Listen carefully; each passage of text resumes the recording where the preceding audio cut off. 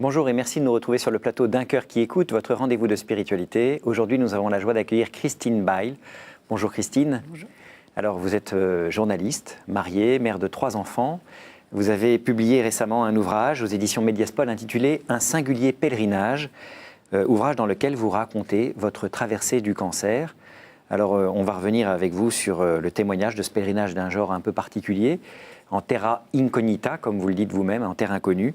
Mais auparavant, vous allez nous lire, ou plutôt nous chanter, d'après ce que j'ai compris, un texte de l'Écriture. Oui, il s'agit du psaume 29. Et il est vrai que lorsque je pense à un psaume, je pense à sa mélodie. Donc c'est pour ça que je propose de le psalmodier. Je t'exalte, Seigneur, toi qui me relèves. Quand j'ai crié vers toi, Seigneur, mon Dieu, tu m'as guéri. Seigneur, tu m'as fait remonter de l'abîme et revivre quand je descendais à la fosse.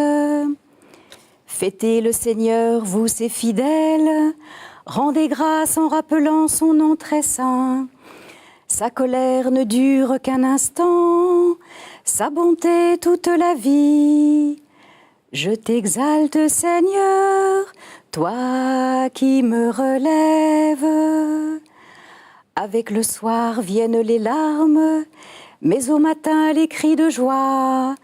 Tu as changé mon deuil en une danse, mes habits funèbres en parure de joie.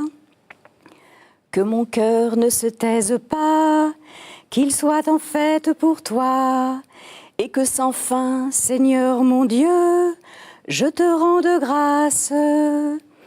Je t'exalte, Seigneur, toi qui me relèves. Alors, qu'est-ce qui vous a fait choisir ce psaume? C'est « Seigneur, tu m'as guéri » Oui, et puis c'est avec ce psaume que, d'abord, qu'a commencé mon aventure en terre inconnue, en terre incognita, comme vous disiez à l'instant. Et puis aussi parce que c'est un psaume et que je me suis aperçue que ma prière, elle était, comme toujours, comme beaucoup, elle est toujours maladroite. Mais par contre, elle peut être merveilleusement portée par les psaumes qui ont une manière très poétique de donner une image du royaume. Et souvent, je prends comme ça le psaume, tout simplement le psaume du jour, et le lire, de le psalmodier, eh bien, c'est quelque chose qui me fait du bien. Alors Christine, on va revenir sur votre, avant d'évoquer le double cancer, puisque vous en avez eu 2 en réalité, on va revenir sur votre parcours de foi qui n'est pas complètement linéaire. Hein, vous avez été baptisé, fait votre première communion, confirmation, vous alliez régulièrement à la messe jusqu'à l'âge de 15-16 ans, puis vous avez arrêté de cette pratique dominicale, vous avez fait des études de journalisme, un premier mariage, un divorce, un nouveau mariage. Qu'est-ce qui vous a ramené, si je puis dire, à la foi, vous et votre second mari? Eh bien,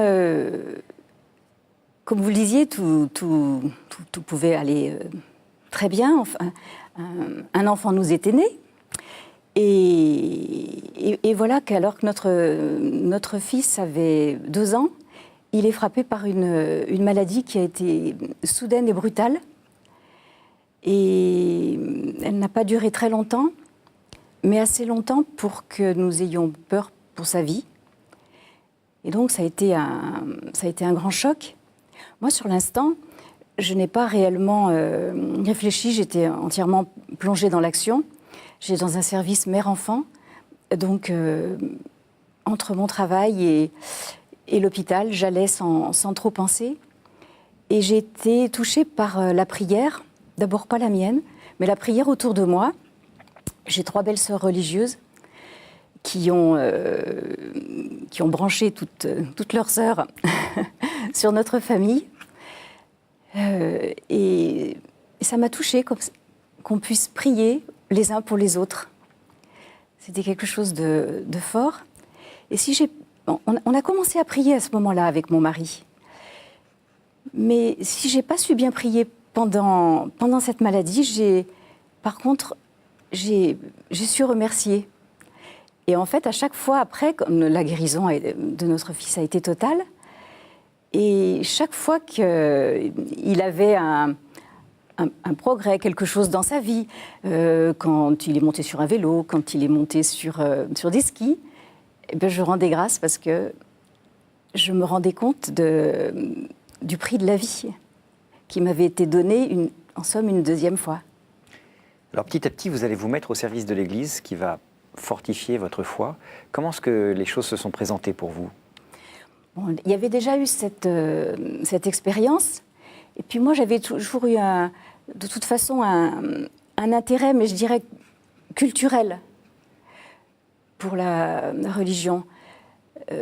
Pour moi, les textes étaient souvent très poétiques.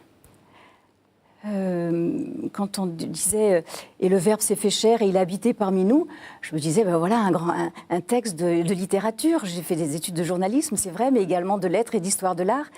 Et voilà, ça me touchait par ce côté littéraire.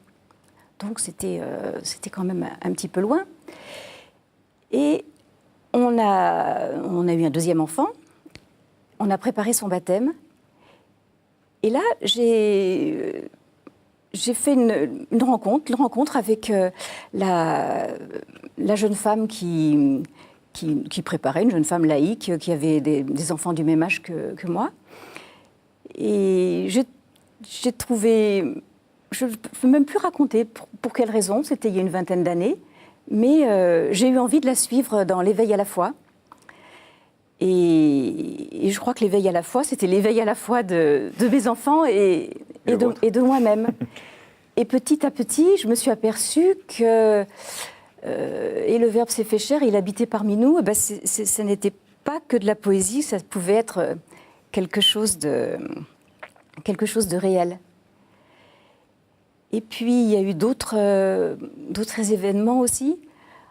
En fait, après la naissance de notre troisième enfant, une fille qu'on a appelée Marie,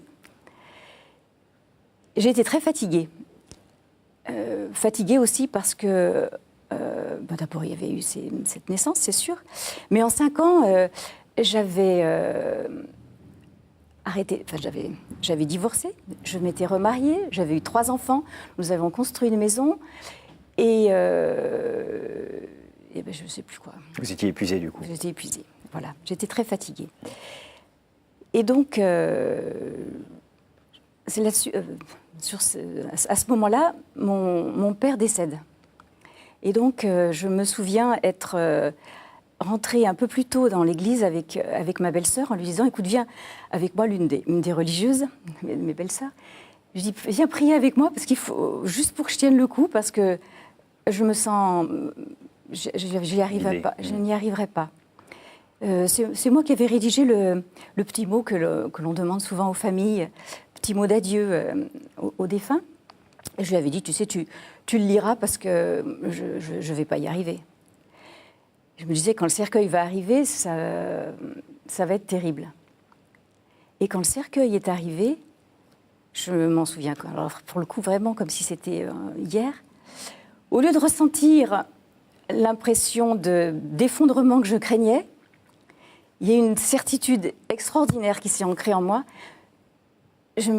Il était vivant, d'une autre vie, mais il était vivant. Et c'est quelque chose qui m'a vraiment remplie de joie. J'ai dit à ma belle-sœur, j'ai touché du coude, j'ai dit, moi, j'irai le lire parce que je sentais que je pouvais le faire. J'avais envie même de dire autre chose, mais j'ai lu juste ce que j'avais préparé. Et c'est vrai que quelques semaines plus tard, lorsque j'ai entendu la responsable de la catéchèse dans ma paroisse de Vaugneray, c'est dans l'Ouest lyonnais, eh bien, lorsque je l'ai entendue faire un appel aux bénévoles, parce que comme chaque année, il manque toujours de catéchistes, ben, j'ai eu l'impression qu'elle s'adressait à moi. Et donc, je me suis engagée à ce moment-là. Et alors, j'ai vécu avec mes enfants, puisque j'avais choisi d'arrêter de travailler pour devenir maman à plein temps. Parce que je sentais que j'étais, même si ça m'avait demandé un un vrai sacrifice parce que j'aimais beaucoup ce que je faisais. J'étais donc journaliste, je travaillais à l'époque à France 3 Rhône-Alpes et oui, j'aimais ce que je faisais. Mais je sentais qu'au fond de moi, il fallait que je devienne maman, qu'au fond, c'était ma vocation. Alors, catéchisme, messe des familles, vous avez aussi été amené à travailler pour la communication du diocèse de Lyon. Vous avez même, à la demande du cardinal, rédigé un livre, Paroles de prêtre. Oui, alors là, c'est bien des années plus tard, en effet, parce que donc j'ai repris 8-10 ans après la naissance de mon dernier enfant, donc je reprends une activité professionnelle. Et puis j'avais eu envie de conjuguer mes deux expériences, l'expérience du journalisme et l'expérience de l'Église, du monde de l'Église. Et c'est bien tombé, c'est tombé au moment où le diocèse de Lyon avait envie de transformer le bulletin diocésain en magazine d'actualité. Donc j'ai travaillé une année, après j'ai travaillé dans la presse professionnelle. Mais là, est venue une période assez difficile à vivre pour moi, comme c'est difficile pour tout le monde quand on est femme, qu'on arrive à 45 ans et qu'on n'a pas eu un parcours professionnel linéaire. Donc j'ai vécu beaucoup de souffrance, je dirais. C'est très très dur d'aller à Pôle emploi quand on sait qu'on a des choses à faire, à donner, et qu'on doit faire tous les jours la preuve qu'on est capable et qu'on a eu la formation pour et qu'on le ferait volontiers. Donc j'étais restée proche du diocèse parce que je faisais partie du conseil pastoral diocésain. Et à ce moment-là, au conseil pastoral diocésain, il y avait eu une idée en effet d'écrire un livre par lequel on pourrait mieux connaître les prêtres et peut-être mieux les aimer. Et on m'a demandé si je voulais aller les rencontrer. Donc j'ai confessé les prêtres, c'est pas donné à tout le monde. Et j'ai fait ce qu'on appelle de l'aide au témoignage. Ce que j'ai expérimenté surtout à ce moment-là, c'est la confiance qui m'avait été faite. Confiance donnée par le cardinal, bien sûr, cardinal Philippe Barbarin, mais aussi monseigneur Braque de la Perrière, qui à l'époque était évêque auxiliaire et qui maintenant est évêque de Nevers. Et puis confiance aussi de ces prêtres qui se dévoilaient. Voilà. Donc c'était une belle expérience, en effet. Très bien. Alors, 15 avril 2010, c'est la date fatidique où, à l'occasion d'une mammographie de contrôle, on vous détecte une petite boule qui, après examen, va s'avérer cancéreuse. Quelle va être votre réaction une fois que vous avez eu le diagnostic ? Eh bien, d'abord, c'est vrai qu'on ne sait pas si la terre tremble, si elle s'ouvre, si un feu d'artifice. Enfin, on perd pied. Et voilà, moi, c'est ce que j'ai justement, ce dont j'avais peur. J'ai vraiment eu peur de perdre pied. Et comme dans un réflexe de survie, je me suis dit, je vais peut-être, puisqu'on ne sait pas encore, parce qu'on a toujours, on fait d'abord une biopsie, et on attend pendant une semaine. C'est long, une semaine, jour et nuit. Ça en fait des jours et des nuits. Donc, comme je ne voulais pas perdre pied, je me suis dit, tiens, je vais continuer à faire, mais vraiment toutes les petites choses du quotidien. Je suis assez bricoleuse et à ce moment-là, j'étais en train de peindre. J'aime bien travailler le bois. Et j'étais en train de peindre des fleurs et des papillons. Et donc, je me suis dit, tu vas continuer à peindre tes fleurs et tes papillons et tu vas voir. Et puis, en même temps, j'ai regardé quels étaient les textes du dimanche qui était le plus proche. Et alors, ça m'a parlé parce qu'il y avait le psaume que vous avez lu au début. J'ai lu tout à l'heure. Et Seigneur, tu me relèves. Quand j'ai crié vers toi, mon Dieu, tu m'as guéri. Je me suis dit, tiens, c'est un peu comme une promesse. Et ce même jour, il y avait aussi, comme évangile, la rencontre de Jésus et de Pierre lorsque Jésus demande 3 fois à Pierre s'il l'aime. Et je me suis dit, est-ce que le Seigneur n'est pas en train de me demander si je l'aime, si je dois lui faire confiance? Alors après, il faut essayer de faire confiance.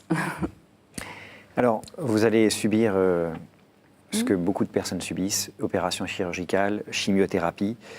Et bien sûr, on vous précise que cette chimiothérapie va vous faire perdre vos cheveux.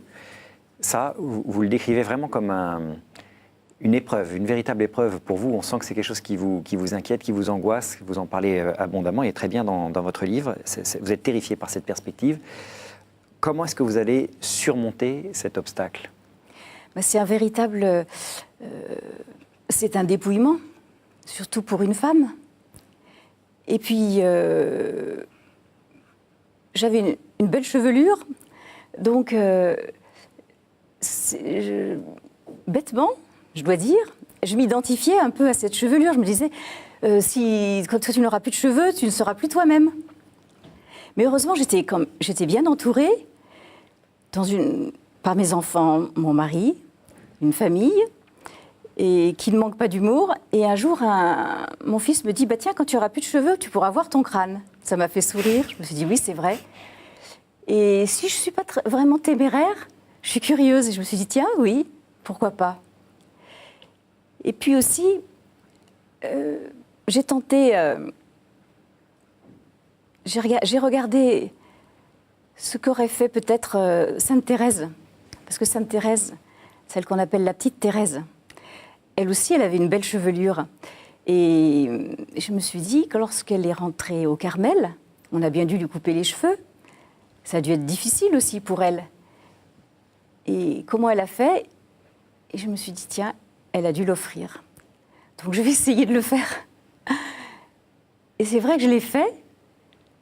Dans mon cœur, comme ça, j'ai dit, Seigneur, je te l'offre. Ça n'a changé rien du tout, hein. Mais pour moi, c'était complètement différent. Parce que voilà, c'est quelque chose que j'avais offert. Mais il faut vous dire aussi que j'étais à ce moment-là, et toujours, vraiment soutenue par la prière bien sûr, de mes proches, mais aussi d'une paroisse. Ça, c'est quelque chose de très important. Je le disais souvent, mais tu as l'air assez sereine, comment ça se fait? Mais c'est que voilà, tu es soutenue par la prière. Et de fait, vous allez aussi connaître la souffrance physique, hein. Vous allez subir une première opération, puis une deuxième opération.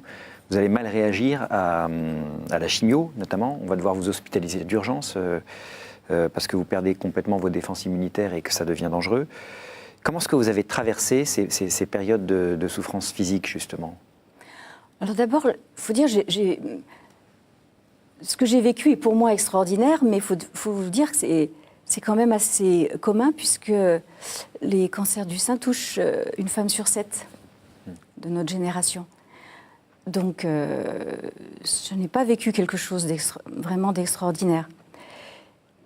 Mais je me suis retrouvée, en effet, dans une chambre stérile, parce que les traitements... Enfin, j'avais mal réagi aux traitements. Les traitements m'avaient tellement fragilisée que j'étais malade. J'avais une salmonellose. Donc, j'étais sous perfusion. Et là, eh bien, c'est bien autre chose que le dépouillement de perdre ses cheveux. Parce que les cheveux, on se dit que ça va repousser. Mais là, j'étais en perfusion dans une petite chambre toute blanche et bleue. Quand mon mari venait me voir tous les jours, il devait mettre un sarrau, des gants. Une infirmière nous avait même dit pas trop nous embrasser.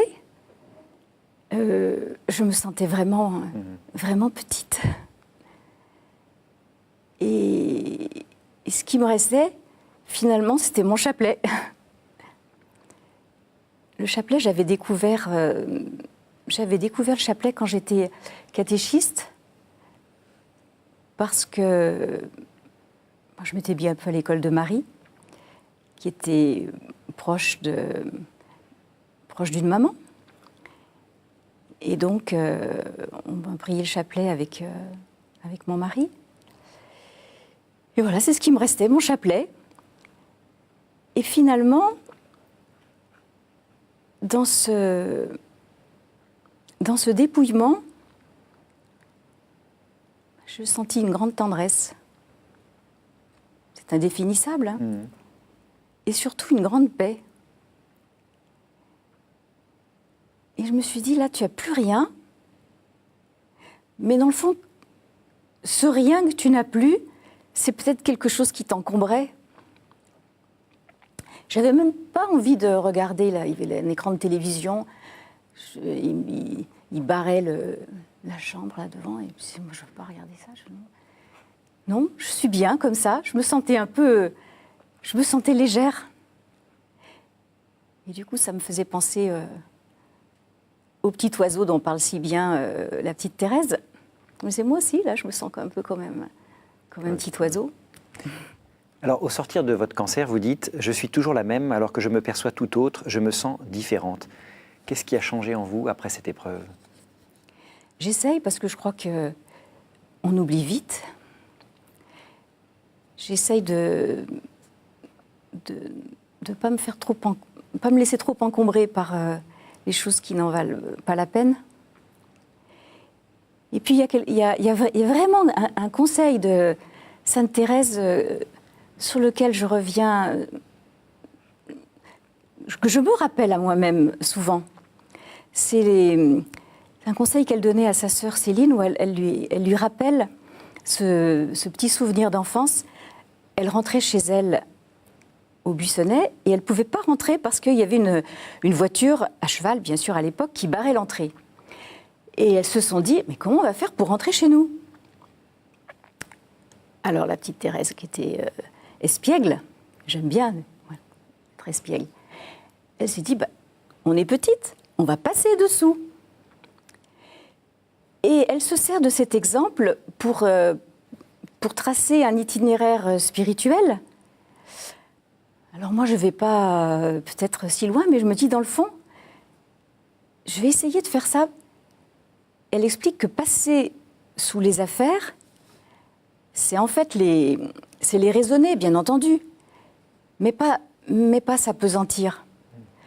Quand l'oncologue vous annonce un traitement qui vous paraît lourd, dont vous ne savez pas s'il va aboutir, eh bien, on écoute, puis après, on essaye de se dire, c'est pas mon métier. Comme disait Sainte Bernadette, moi, mon métier, là, c'est d'être malade.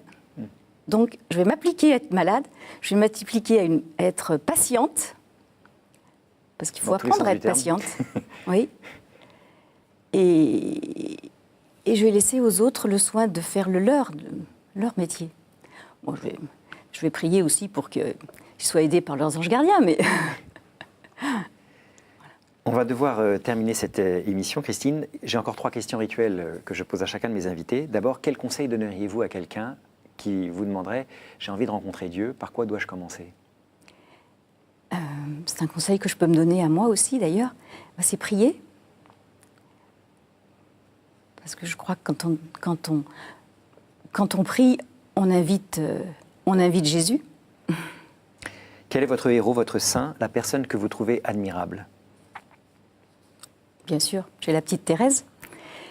Mais je pense aussi à tous ceux qui ont été apôtres de la miséricorde. Parce que c'est vers elle que je me sens, moi qui suis divorcée, remariée, que je me sens le plus proche. Donc je penserai à Sainte Faustine. Je penserai aussi, bien sûr, à Saint Jean-Paul II. Et puis à une sainte de chez moi, Pauline Marie Jaricot, qui ont toutes été, puis bien sûr d'autres, mais c'est celles qui me viennent à l'esprit, qui nous amènent sur le chemin de l'amour. Au jour du jugement, qu'aimeriez-vous que Dieu vous dise? Tu m'as aimé? Merci beaucoup Christine. Je rappelle que vous êtes journaliste, mariée, mère de 3 enfants. Je rappelle donc le livre que vous avez publié aux éditions Médiaspol, Un singulier pèlerinage, une traversée du cancer, dans lequel vous racontez ce premier cancer. Depuis, vous avez eu un deuxième cancer qui s'est déclenché et vous êtes à nouveau rétabli. On peut rendre grâce à Dieu pour cela. Merci d'avoir accepté notre invitation en tout cas, et de nous raconter ce pèlerinage d'un genre particulier. Pour ceux qui souhaitent revoir cette émission ou la recommander à des amis, vous la retrouverez sur le site internet de KTO, www.ktotv.com. Sinon, nous nous retrouvons la semaine prochaine pour une nouvelle émission.